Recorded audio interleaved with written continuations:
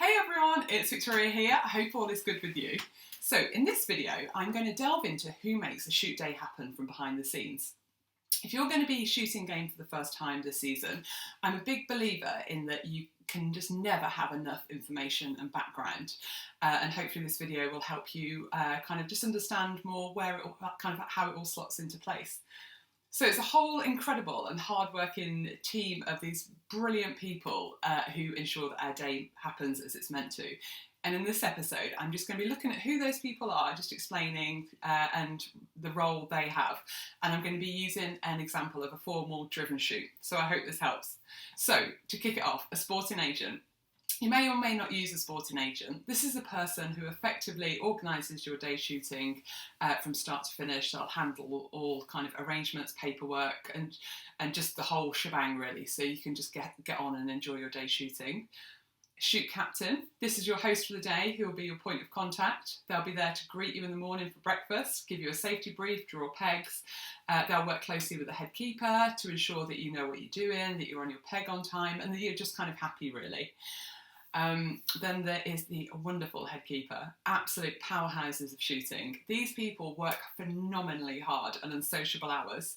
They have the most broad of job specs that you could just imagine. In the close season, they're doing everything from fixing and building pens, rearing birds, keeping predators under control, planning drives, managing habitat. They're keeping the birds where they're meant to be, keeping them fed and watered. They're managing and planting great game crop. Honestly, I've only just named a few there. But they're responsible for making it all happen, and they'll manage a small team as well, and they just work every single hour they need to ensure that the job gets done. The head keeper will manage the beaters, picker-ups, the underkeepers, and even sometimes the host, who knows. And in the evening they're planning the next day, feeding, etc, etc.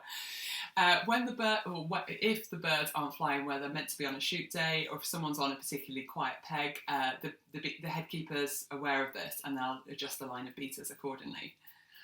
Keepers earn a relatively low income compared to the amount of hours they do, and they do rely heavily on tips from the guns to supplement their income. They really are the absolute stars of the shooting world, and we just couldn't do it without them, so big up the gamekeepers. So underkeepers, dependent on the size of the shoot, there may just be one or there might be a small team, and they are effectively deputies to the head keeper. And they'll assist with all sorts of jobs in the close season and in the season as well, and they'll be active on a shoot day. They too are also on a relatively low income, and they'll get a percentage of the tips from the guns. Picker-ups, you may have heard of a picker-up. These are wonderful people, and they're usually very beautifully trained dogs who are stood behind you on a game day. They may be reasonably close behind you, and there'll be some that will be absolutely miles back in the distance. It's not uncommon for a picker-up to have more than one dog. They will mark and pick up the shot game. Obviously, as a gun, it's your job to mark what you've shot as well. And then the picker-ups will transfer it to the game cart. One of the absolute highlights of a game day for me is to watch the dogs work. It's just awesome. So beaters, you should know what a beater is. This amazing team of people is formed of brilliant, just so broad kind of makeup of the team. So old, young, male, female, and they'll often have dogs and flags, and you'll quite often hear them before you see them. 9 times out of 10, beaters will be in front of you, so it's imperative that you always keep your barrels up and never forward in front of you.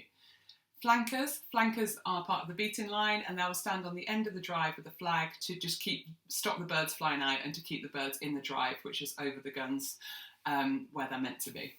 Game dealers, once all of the shot game is retrieved by the pickers up, it goes onto a game cart. A game cart will be driven to every drive to put all the shot game on, and at the end of the day it's transferred to a game larder, which is effectively like a walk-in fridge, if you like, or a big chiller.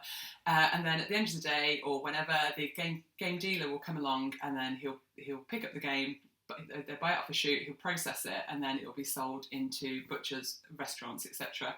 Hospitality staff, you will have wonderful people throughout the day there to look after you. They'll set up 11s, lunch, all sorts of things. They're just brilliant. So I can't stress how hard and how amazing all these people are, and it's our responsibility as guns to be gracious, grateful and respectable. There's nothing worse than a rude gun. I've seen a few on a few shoots and it's not cool, it's a little bit cringe actually. But you're likely to find some real characters on a shoot, and if you do get time, have a chat and always say good morning and thank you when you get the opportunity. So I hope that helps, and it's a nice little overview. And as always, if you have any questions or comments, do leave them below, and I will see you next time.